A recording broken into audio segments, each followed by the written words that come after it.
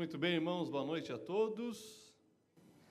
Para aqueles que com combustível, sem combustível chegaram. Então vamos compartilhar, pode colocar aí o primeiro slide.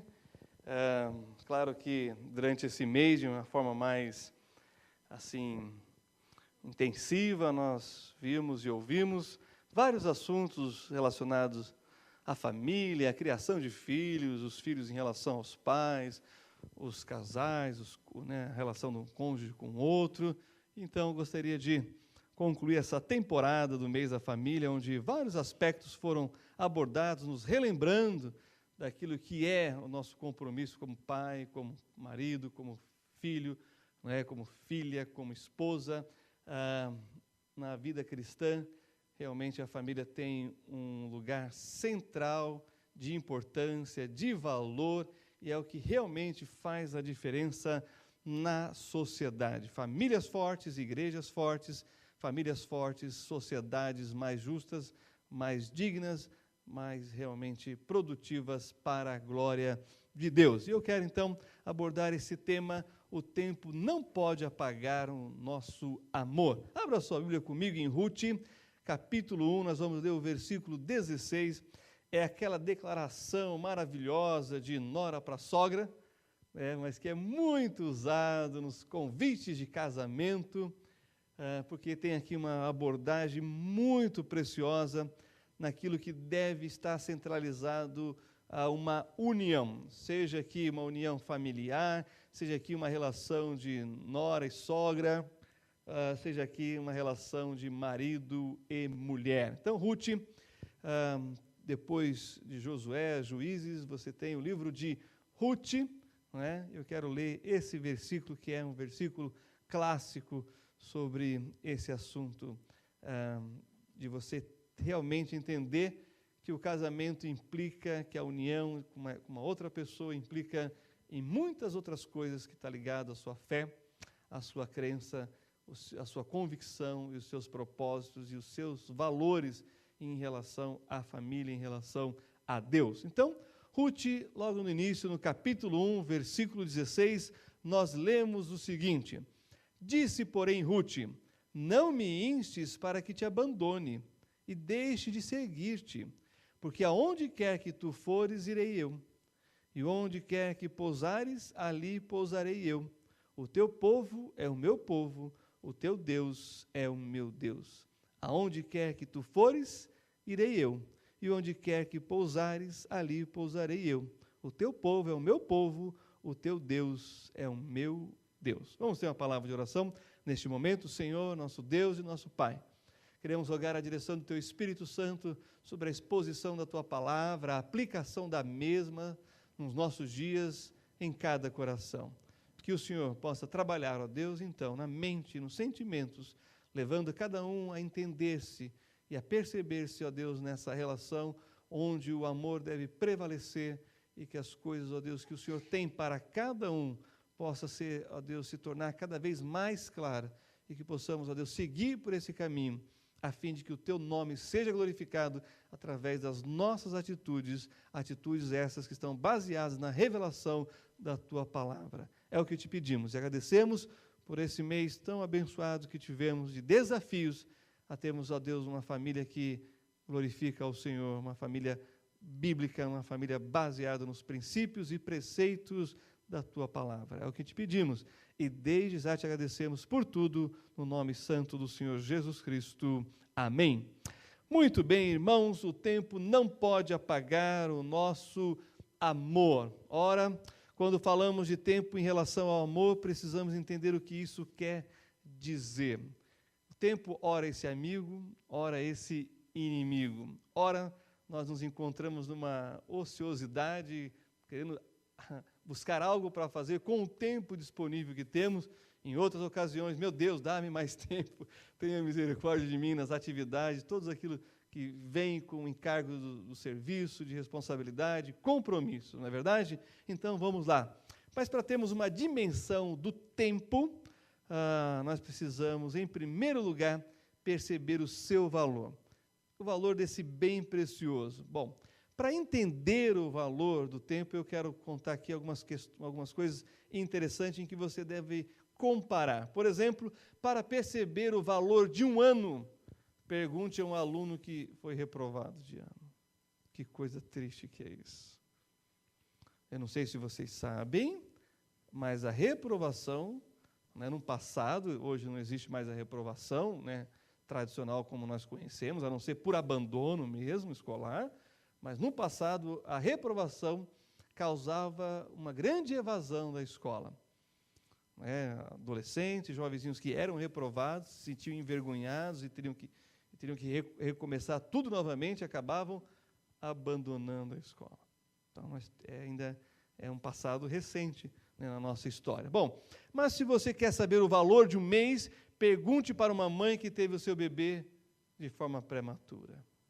Ah, que dor que é isso. O neném na incubadeira e o tempo não passa, e aquela angústia, como é que está essa criança que nasceu antes da hora, não é?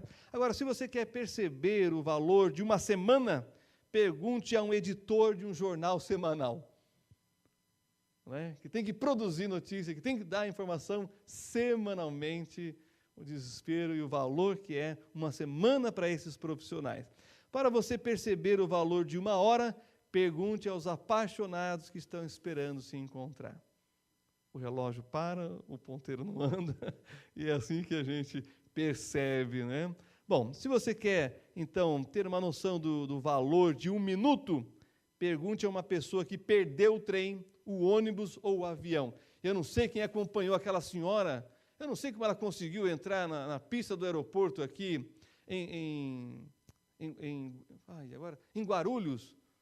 Vocês viram essa notícia? A senhora perdeu, né, o check-in, o embarque, e ela conseguiu entrar na pista e estava indo em direção ao avião. Você ouviu? Ah, irmãos, é uma angústia quando a gente perde por... Não, está fechado o embarque, você não pode mais embarcar. Ai, que dor no coração, que dor no bolso, que dor que a gente sofre quando a gente perde um voo. Mas se você quer perceber o valor de um segundo, pergunte a uma pessoa que conseguiu evitar um acidente. Foi por um segundo a mais, fulano teria morrido. Mas se você quer também perceber o valor de um milésimo, pergunte a alguém que ficou em segundo lugar numa Olimpíada. Então percebam, irmãos, que o tempo realmente tem o seu valor de acordo com cada necessidade. Então nós temos que saber lidar com isso. Muito bem. Em segundo lugar, precisamos valorizar o tempo que temos, dando mais atenção a pequenas coisas. Aí eu convido você a abrir a sua Bíblia em Mateus agora, vamos para Mateus, capítulo 6, e vamos ler os versos de 26 a 28. Então, o Evangelho de Mateus, capítulo 6, versículos 26 a 28. E nós vamos fazer a leitura desse texto, e assim vamos ver a importância das pequenas coisas nessa dimensão do tempo, que, como eu disse no início, ora é nosso amigo, ora é nosso inimigo. Então, Mateus, capítulo 6, versículos 26 a 28, nós lemos o seguinte. Acompanhe comigo. Diz assim o texto bíblico. Palavras do Senhor Jesus, hein? Olhai para as aves do céu, que nem semeiam, nem cegam, nem ajuntam em celeiros, e vosso Pai Celestial as alimenta. Não tendes vós muito mais valor do que elas? E qual de vós poderá, com todos os seus cuidados, acrescentar um côvado à sua estatura? Um côvado estava aí em volta de 40, 45 centímetros. Não, só com aqueles sapatos plataforma, pastor. Salto plataforma que você acrescenta alguma coisinha, mas depois que tira, volta ao tamanho natural, né? Olha só, continuando, o texto diz no versículo 28, e quanto ao vestuário, por que andais solícitos? Olhai para os lírios do campo, como eles crescem, não trabalham, nem fiam. Eu quero aproveitar e ler o 29 também. E eu vos digo que nem mesmo Salomão, em toda a sua glória, se vestiu como qualquer deles.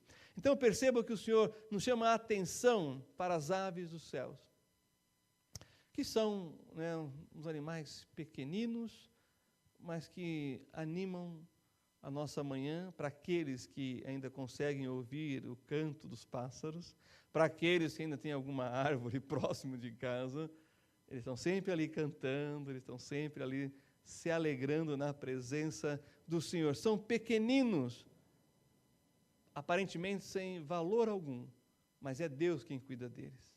É Deus que os alimenta.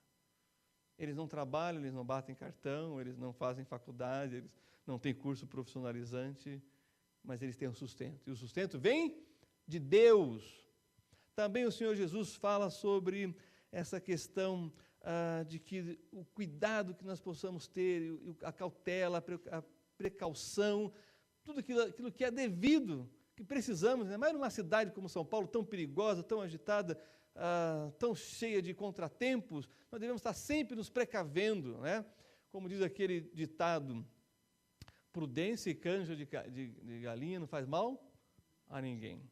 Só que o Senhor está dizendo, por mais que a gente cuide, nós não podemos mudar a realidade do nosso tamanho, daquilo que já foi constituído e que já é, e que não vai ser alterado, apesar de toda a sua preocupação, apesar de toda a sua ansiedade, não vai mudar.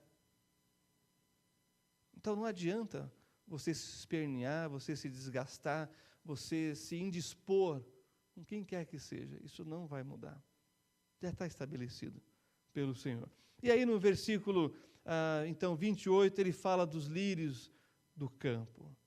Aquelas cores, irmãos, maravilhosas, diferentes, né, variadas, e que a gente não consegue chegar, por mais que nós temos tecnologia, por mais que a gente trabalhe, todas as possibilidades, as misturas, a gente não consegue chegar naquilo que Deus, da forma como Deus pintou os lírios do campo. E ele contrasta dizendo, olha, o homem mais poderoso da face da terra, mais rico e mais sábio, não pôde se vestir com a glória de um pequeno lírio do campo. Bom, o que nós podemos aprender com isso é o seguinte, as pequenas coisas criam ou desfazem boas relações, fortalecem ou abalam o sentido de unidade e amor. Se Deus está chamando a sua atenção para valorizar essas pequenas coisas, é porque elas estão ligadas com um equilíbrio ou um desequilíbrio na sua relação com o próximo, na sua relação com Deus, na sua relação consigo mesmo e na sua relação com o ente querido, a esposa, o cônjuge, o esposo e os filhos. Por exemplo, as palavras eu te amo e sinto muito enriquece tanto quem diz como quem ouve, ao passo que sua ausência pode causar uma frieza que perdura. 3 palavrinhas, eu te amo, ou 2, sinto muito. Pode fazer toda a diferença no seu dia, se você se ater a essas pequenas coisas que são de grande importância na relação interpessoal com as pessoas que você diz que ama. Contudo, existem 2 frases que devem ser eliminadas do nosso vocabulário, porque são desleais. Quais são elas? Você sempre. E a outra? Você nunca. Você sempre faz assim. Ou você nunca lembra de mim. E aí você pode ir ampliando, né, acrescentando, mas ela é desleal. Quando você diz você sempre, quer dizer que nunca, jamais a pessoa fez diferente. E não é verdade. E quando você diz nunca, você está dizendo que a pessoa nunca mudou da mesma forma. E não é verdade. Você tem que banir, portanto, essas 2 frases. Você sempre e você nunca. E eu tenho certeza que isso vai ajudar bastante no seu relacionamento, seja ele conjugal, familiar ou profissional. Bom, as pequenas coisas são importantes? Se você concorda, diga amém.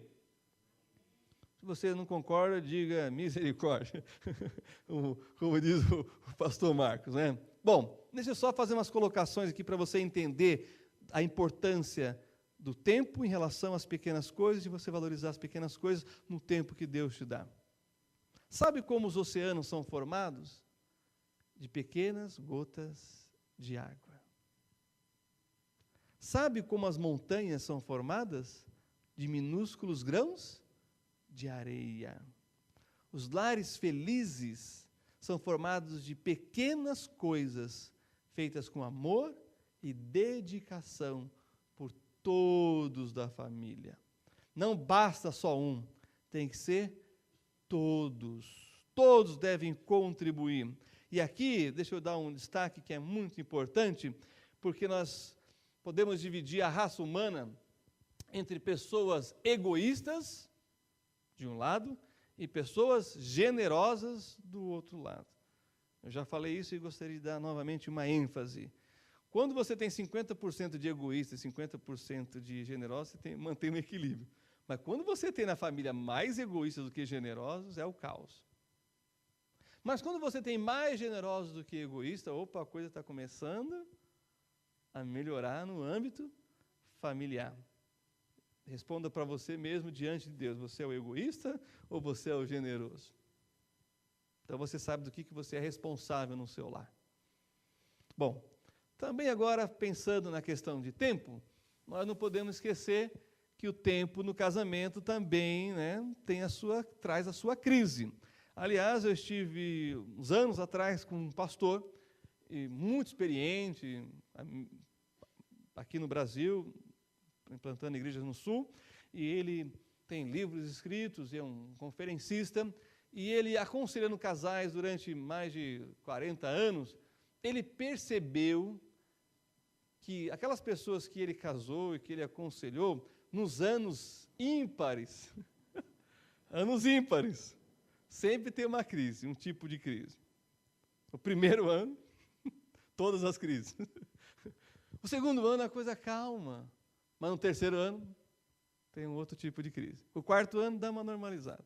Quinto ano, sexto ano, coisa está mais ou menos. Sétimo ano. Mas ele também percebeu que depois dos anos ímpares, aí passa a ter a crise no ano par, que é o ano 10.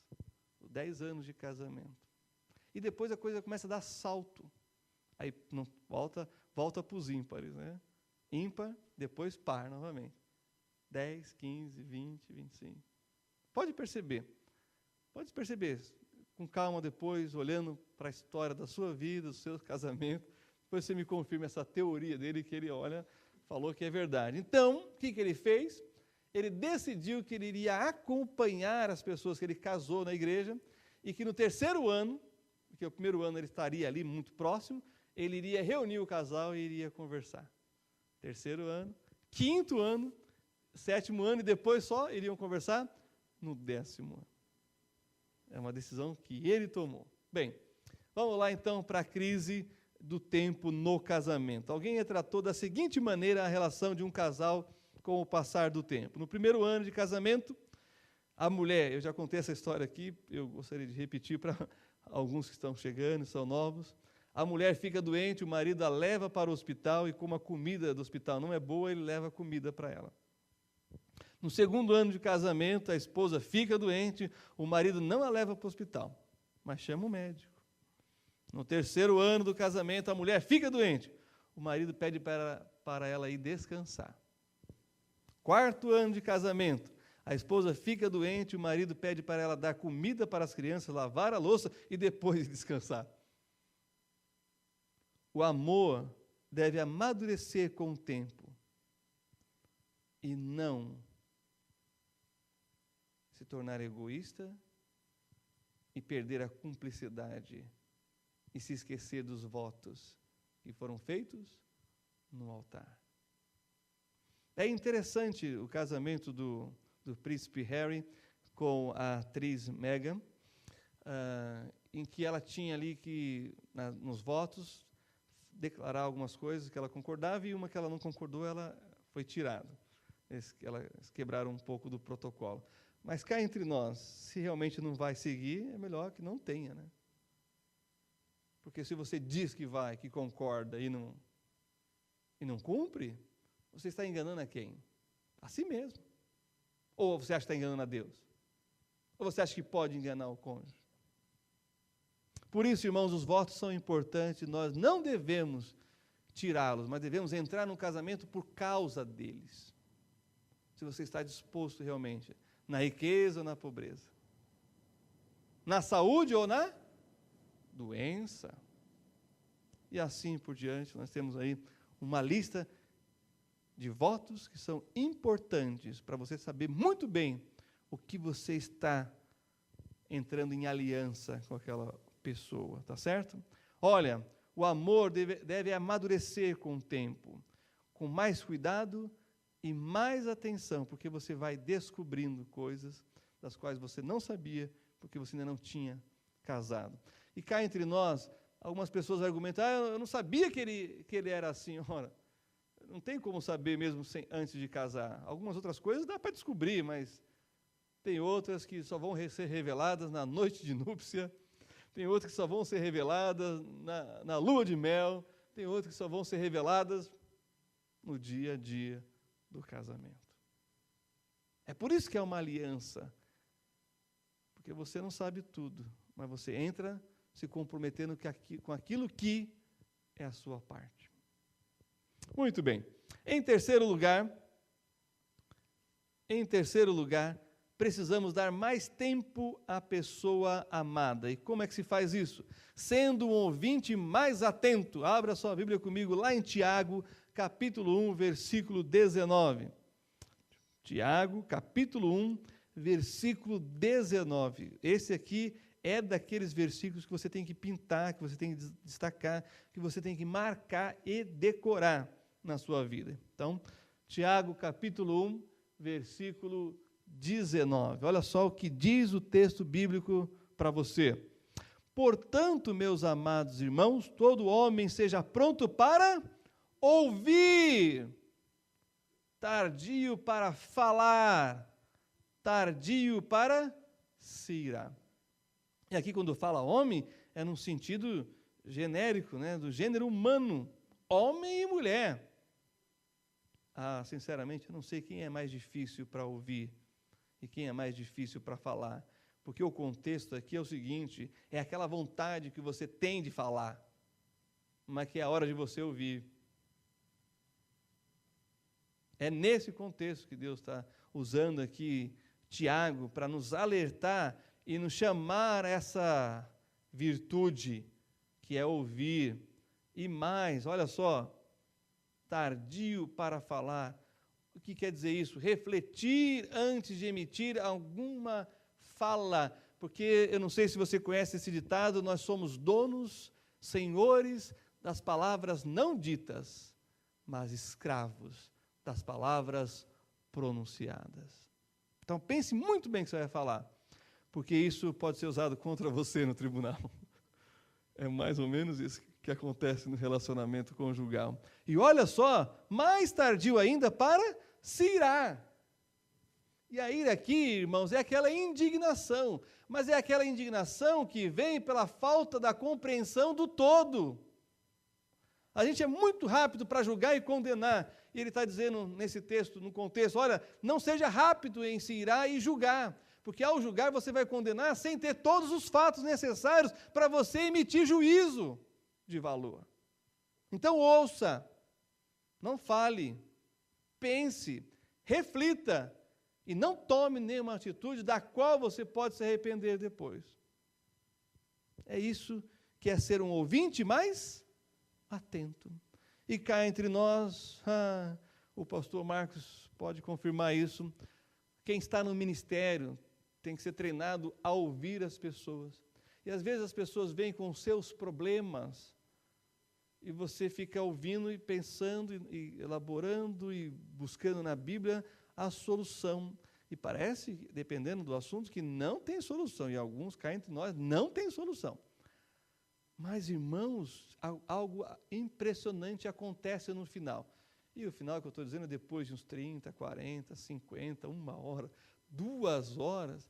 Aí a pessoa que compartilhou todo o seu problema, falou e você ouviu, aí agora, naquele momento que é a sua vez, ela fala assim, pastor, muito obrigado, eu estou bem melhor agora, que Deus abençoe, estou muito agradecido, o senhor não sabe como o senhor me ajudou.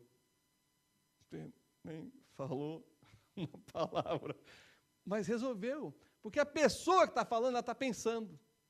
E ela mesma, por si só, vai descobrindo as possibilidades de solução do problema. E você não precisa nem dar para ela a solução. Porque ela já descobriu. Só porque você se dispôs a ouvir. Tem outras situações que é diferente. Que as pessoas vêm até nós, pastor tem que resolver isso, pastor tem que resolver aquilo. Aí o pastor, que é muito espiritual, já tem um quadro um pouquinho maior das coisas, fala assim, vamos orar por isso. Não, vamos resolver agora, pastor. Não, a gente não resolve nada antes de orar. E aí você vai ter um tempo de oração. E sabe o que acontece nesse tempo de oração? As coisas se solucionam por elas mesmas. Porque Deus intervém quando nós oramos. Mas quando nós tentamos resolver da nossa força, da nossa capacidade, somos nós responsáveis. Mas quando nós fazemos isso debaixo de oração, debaixo de busca sincera de Deus, as coisas podem se resolver sem que a gente tenha um desgaste no relacionamento.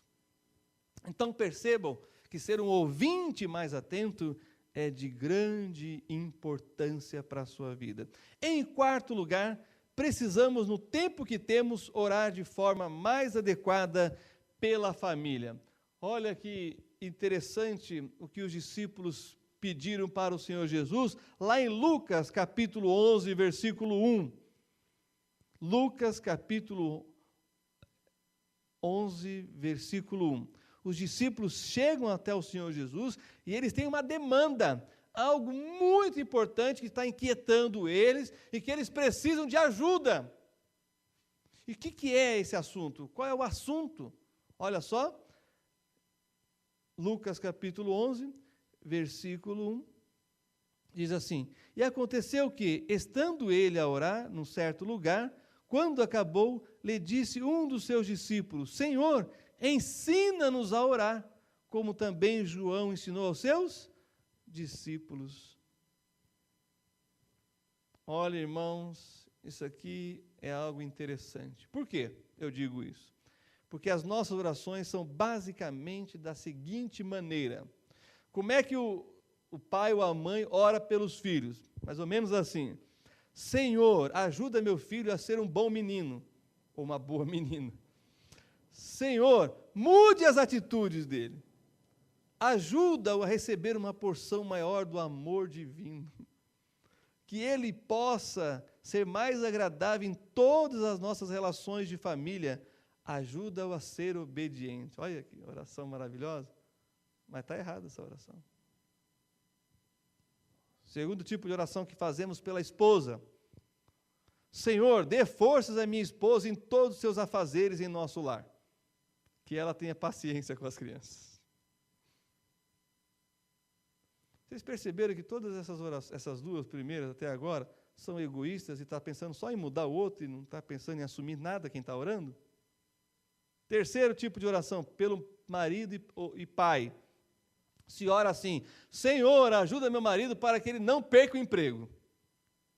Ó Deus, faz dele um marido mais preocupado com o futuro de nossos filhos e que ele termine a reforma dessa casa, porque eu não aguento mais essa bagunça. Será que alguém já orou assim na vida?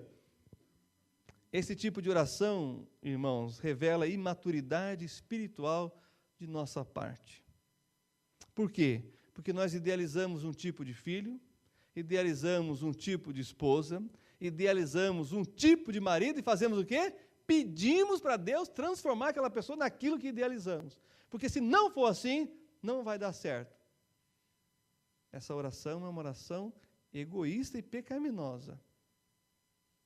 Porque ela está pensando em mudar o outro à sua imagem e semelhança. A oração correta é mudar a quem está orando. Senhor, dá-me porção maior do teu amor. Dá-me mais paciência. Dá-me capacidade para ajudar, para socorrer, para entender, para compreender, para dividir os afazeres. Olha, irmãos, nossa oração deve passar a ser assim, olha. Obrigado, Senhor, porque Tu me aceitas como eu sou. Ajuda-me a aceitar as pessoas que eu amo como elas são. Pare de pedir que Deus mude as pessoas e comece a pedir que Deus te mude. Faça orações de agradecimento por cada membro de sua família em público. Será que nós temos aqui pais que oram pelos filhos? É claro que sim, mas oram em público?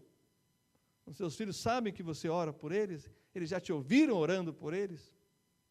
Eles já te ouviram agradecendo a Deus pelo que eles são? E com certeza, irmãos, com o passar do tempo, eles serão muito melhores do que são hoje, porque a melhora vai começar em você. E quando a gente melhora, a gente percebe a melhora dos outros também. Mas quando a gente quer só que o outro mude, nós não movemos uma palha para criar circunstâncias e condições para que o outro mude, essa oração não passa do teto. Aliás, ela bate lá em cima no teto e volta para a sua cabeça. Só dá dor de cabeça. Valorize cada momento que você tem.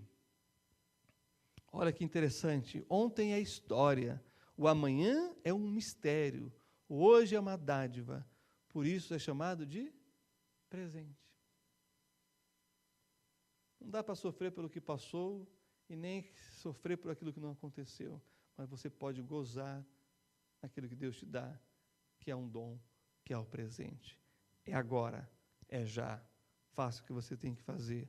Valorize cada momento que você tem. Já disse e vou repetir, não espere para dar um tempo de qualidade para o seu cônjuge ou para o seu filho, porque ele não vai precisar de você lá nas férias, ele precisa de você agora, é já, é essa noite. Não, vamos para todo mundo para a Disneylândia no final do ano. Não compensa você dizer que vai ter um tempo de qualidade levando seu filho, seu esposo, sua esposa para um lugar que eles gostariam de ir, se você não der atenção agora, a atenção que eles precisam já.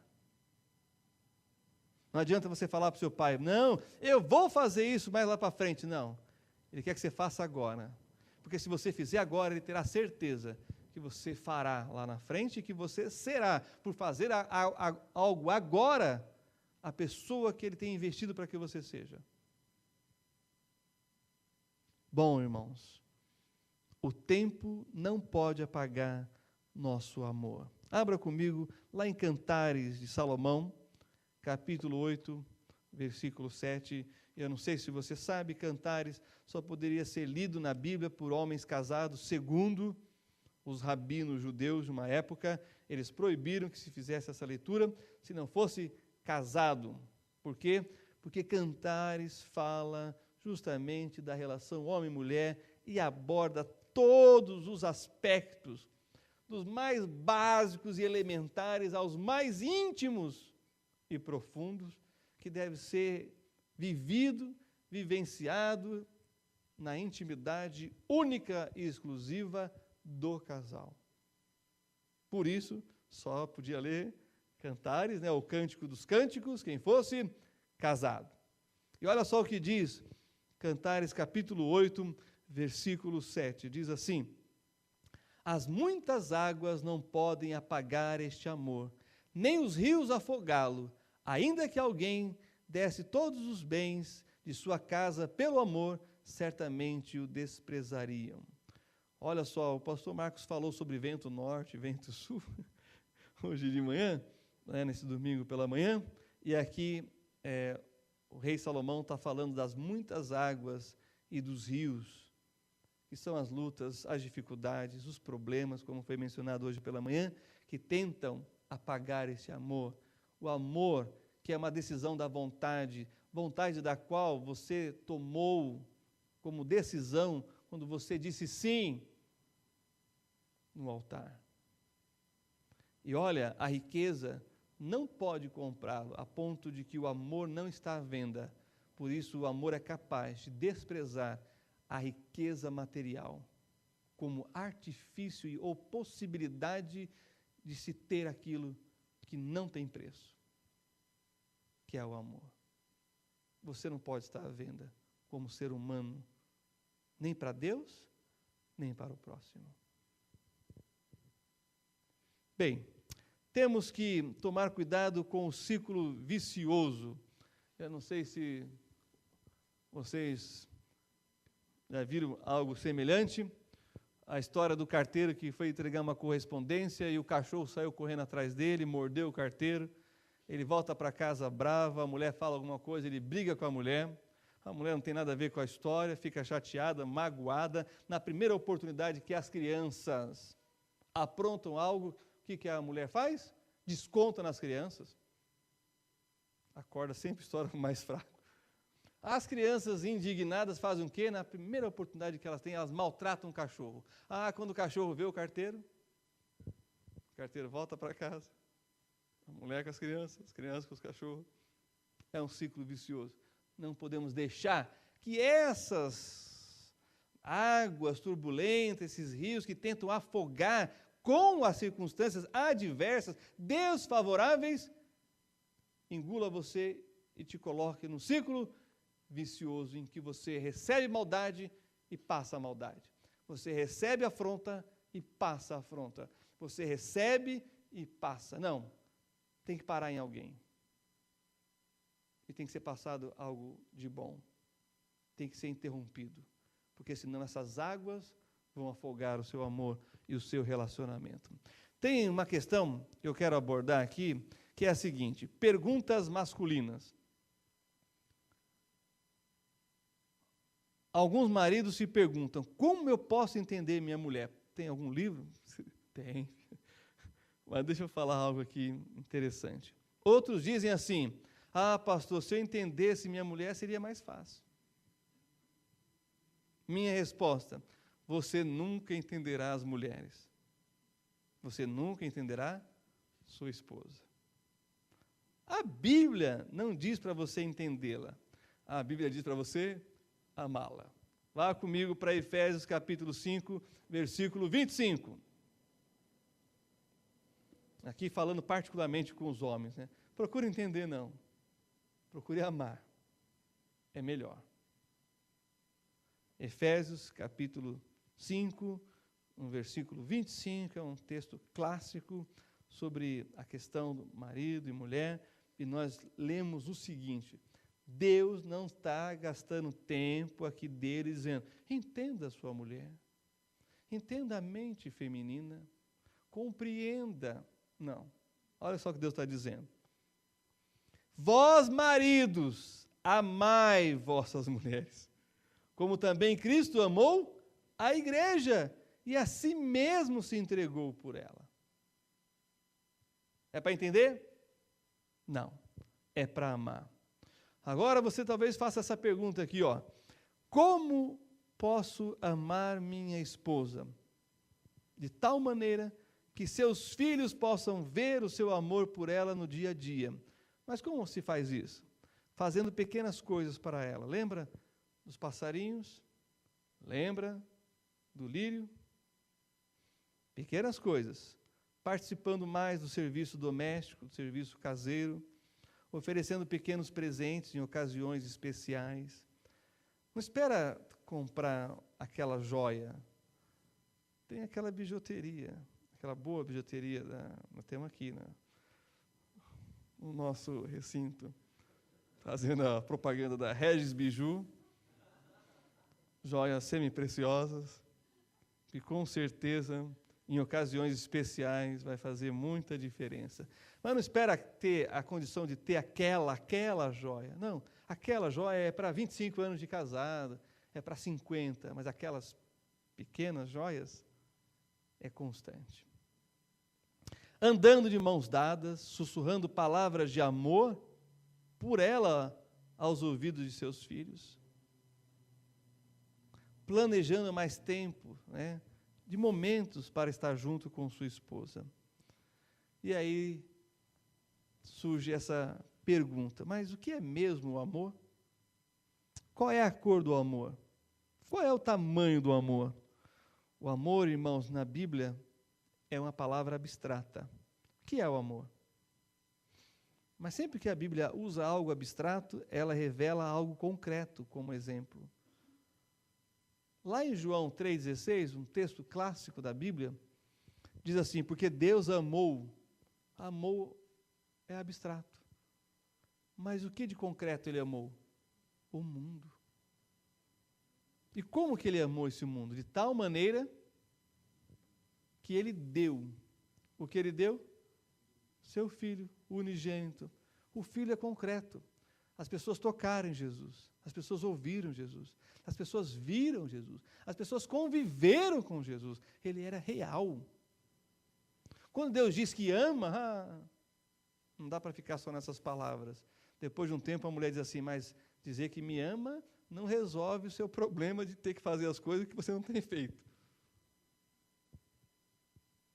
Dizer que ama não enche barriga, já ouviram isso? O amor não enche barriga, porque o amor, irmãos, é algo abstrato, e ele tem que ser concretizado em algo real, palpável, que se sente, que são as atitudes, que são os sentimentos expressos em atitudes. É por isso que eu gosto da definição de que amor é uma decisão da vontade. Para amar, você não precisa sentir, você precisa apenas amar.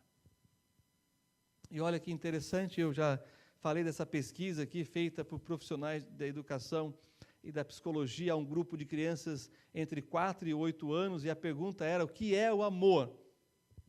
Olha só o que essas crianças responderam. Vamos aprender com os pequeninos. Amor, segundo o Carl, é o seguinte: amor é quando uma menina coloca perfume e o menino coloca loção pós-barba e eles saem juntos e se cheiram. Isso é amor, né?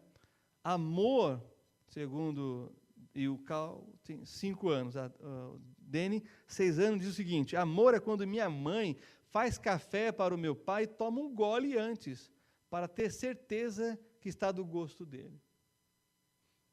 Vocês perceberam que para as crianças não existe abstração no amor? E por que é assim na nossa vida depois de adulto? Não pode ser. Aquele amor romântico, irmãos, aquilo é só para vender livro. O amor real é aquele que vai sustentar dia a dia uma relação conjugal e uma relação familiar. E também nós temos a Noelle, de 7 anos, né, que diz, amor é quando você fala para um garoto que linda camisa ele estava vestindo e ele a veste todo dia. Isso é amor mesmo, né? Suportar o próprio odor não deve ser fácil não, né?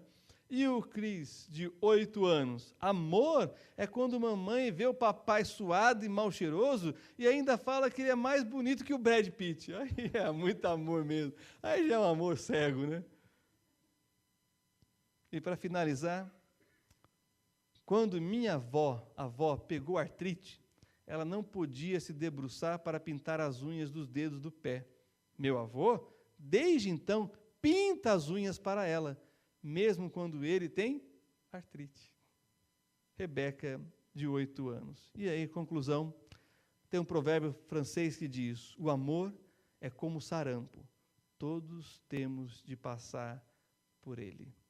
Que Deus nos abençoe e que permita que, embora venham as tempestades e muitas águas, como as enchentes da vida, não leve o nosso amor, porque ele está afirmado em Jesus Cristo, com quem nós temos uma aliança, porque ele nos amou primeiro, e ele nos ensina a amar como se deve amar. Que Deus nos abençoe em nome do Senhor Jesus.